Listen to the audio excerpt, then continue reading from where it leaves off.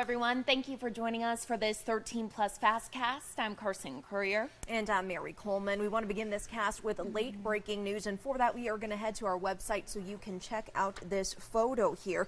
You can see some damage caused in a deadly crash on Interstate 10 near Wilcox. DPS tells us this involved two tractor trailers and shut down eastbound I-10 near milepost 354.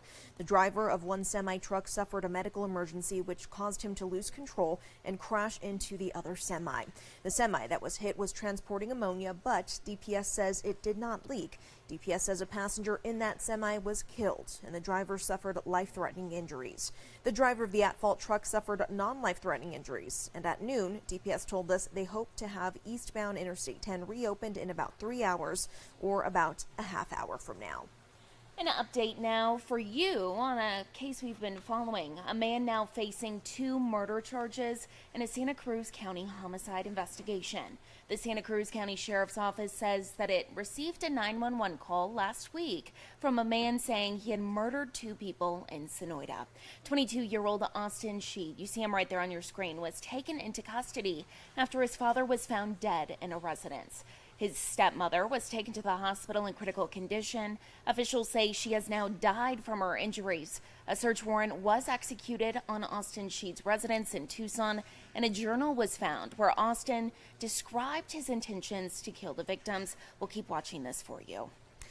And now turning to the latest out of Israel, today marks 4 days of war, and Israel's military spokesperson says Gaza's parliament and civilian ministries are legitimate targets as they combat Hamas. Now, at last update, more than 1,900 people have been killed on both sides, including 14 Americans. More than 150 civilians and soldiers are being held hostage.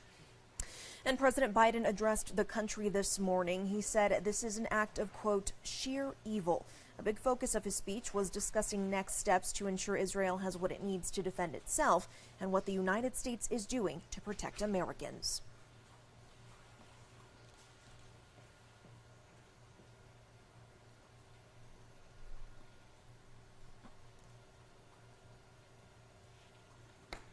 My administration has consulted closely with Congress throughout this crisis. And when Congress returns, we're going to ask them to take urgent action to fund the national security requirements of our critical partners. This is not about party or politics.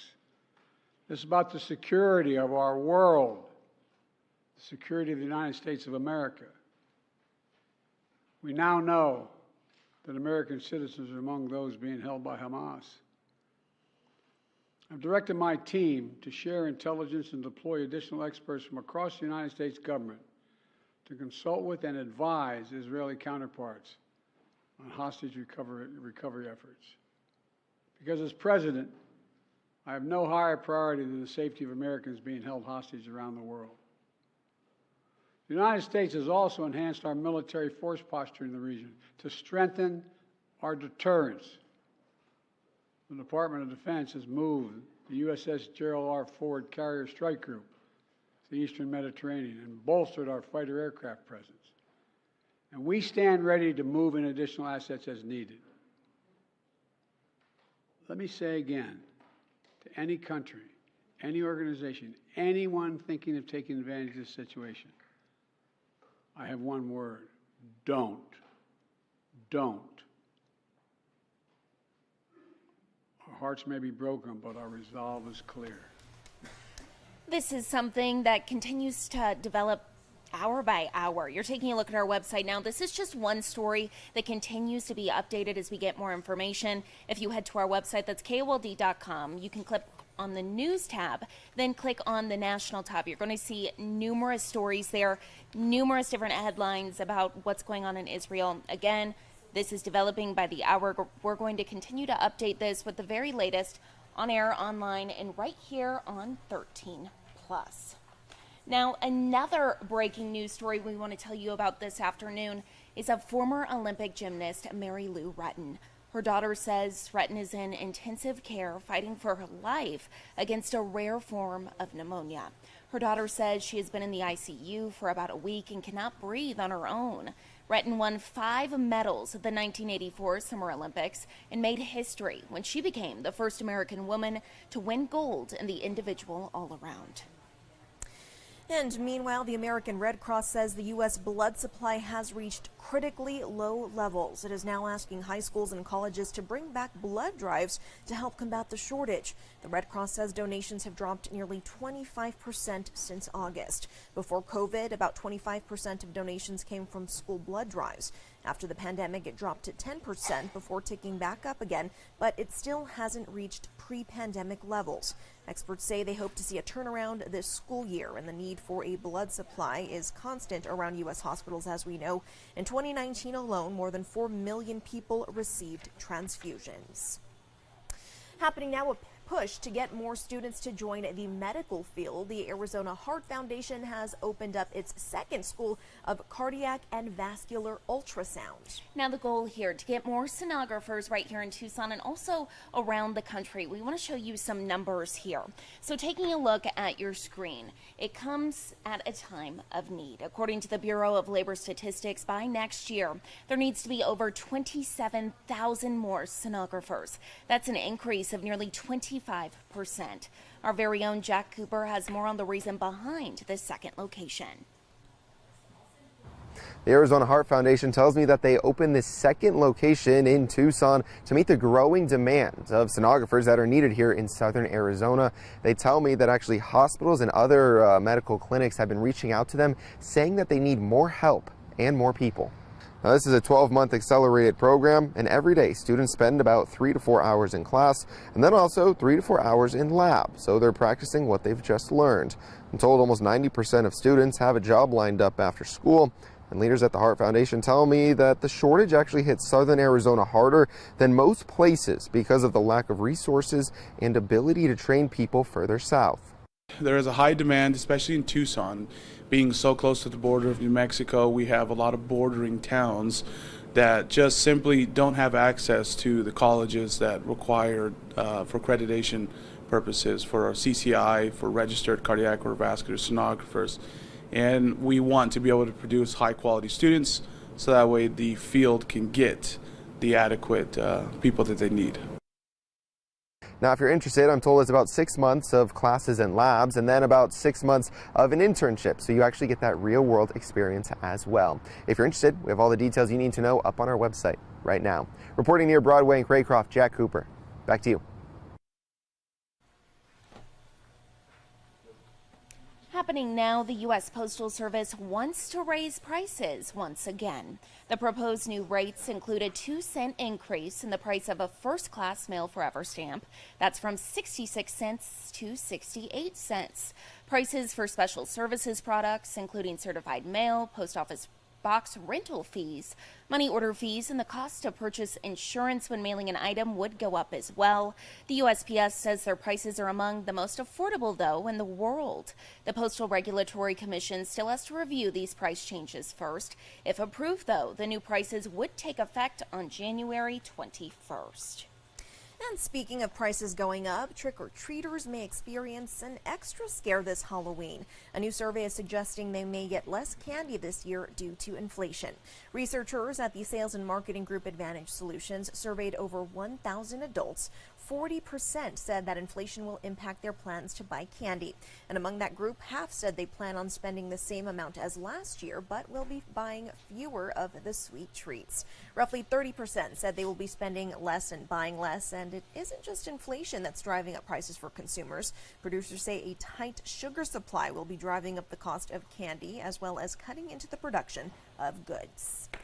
Well, if you're feeling lucky, I feel like we say this every single day. It's like a broken record. It's been a while, a lot. Right?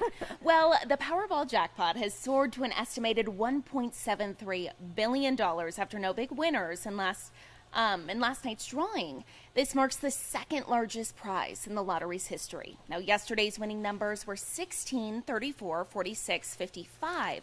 67 in the Powerball was 14, but the drawing drew more than 3.7 million winning tickets at lower prize levels, so I guess that's Some good news, including a $2 million prize in Florida and 4 $1 million prizes in California, Indiana, Oregon, and Virginia. The next drawing is tomorrow night, so everyone, again, for the 1 billionth time, go out and buy your tickets.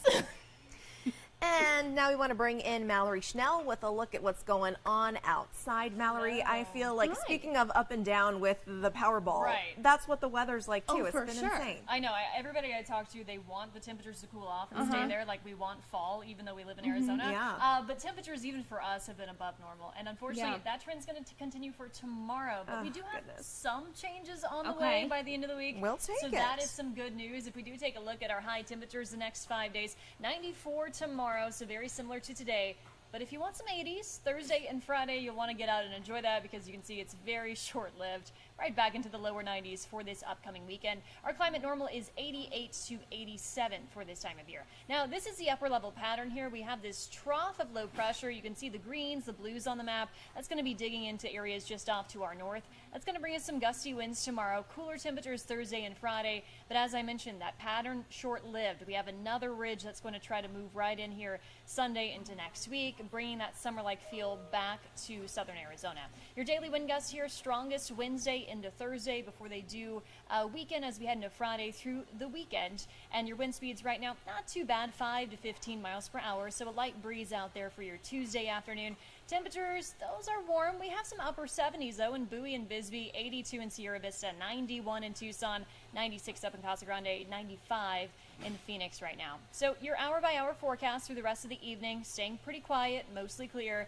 Temperatures dropping into the 70s and 80s once that sun sets, and then lows tonight will drop back into the 50s and 60s. High temperatures tomorrow, pretty similar to today, 80s, 90s back on the map. Just keep in mind we're expecting some gustier winds tomorrow and Thursday. Coolest day will be Thursday with a high of 87 and lows overnight dropping back into the 50s.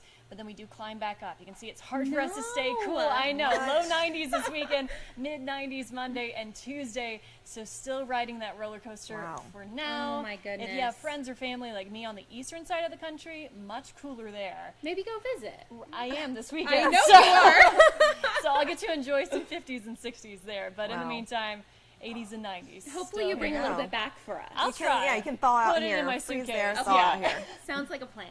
Thank you, Mallory. Of course. Thank you, Mallory. And we are going to leave you now with a live look outside. Things looking pretty good out there, I would say. But as Mallory mentioned, you know, if you're wanting those fall temperatures, you're probably going to have to wait a little while. She said, too bad. Too bad, so sad. Exactly. Maybe get out a little bit earlier in the morning or later this evening if you want to enjoy some cooler temps. But for now, thank you all for watching this 13 Plus FastCast. Tune in at 7:30 for more news and weather. See you then.